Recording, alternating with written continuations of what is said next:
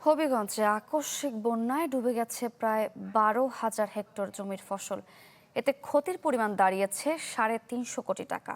সিরাজগঞ্জেও তলিয়ে গেছে বোরো ধান, কিন্তু শ্রমিক সংকটে কাটা যাচ্ছে না ফসল। এমন অবস্থায় ক্ষতিগ্রস্তদের তালিকা করে সহযোগিতার আশ্বাস কৃষি সম্প্রসারণ অধিদপ্তরের।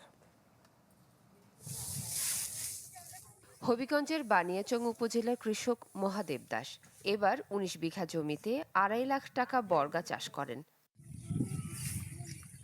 আকস্মিক বন্যায় ডুবে যায় কষ্টের ফসল।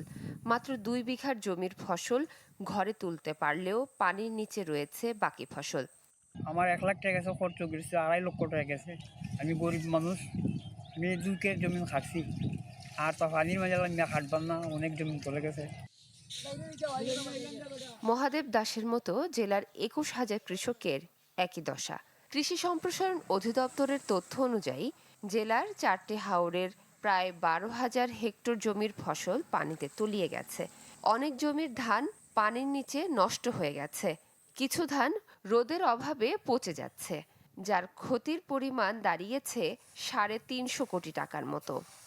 70 গ্রামের মধ্যে প্রায় 6-7 কে জায়গায় খাটাইছি, আর তো সব পানি চলে গেছে ভাই। খাটাইতে পারতাছি না, কামলা হয় না, দেশ অভাব। এখন যে দিয়ে খাটাইছি এটাও আনতাম পারতেছে না, আনলেও এটা প্রতারতা।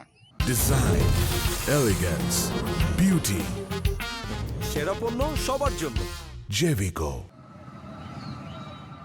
সিরাজগঞ্জেও এবার বোরো ধানের ফলন ভালো হয়েছে। মাঠে ধান পাকায় কৃষকের মুখে হাসি ছিল, কিন্তু টানা বৃষ্টিতে তলিয়ে যায় ধান।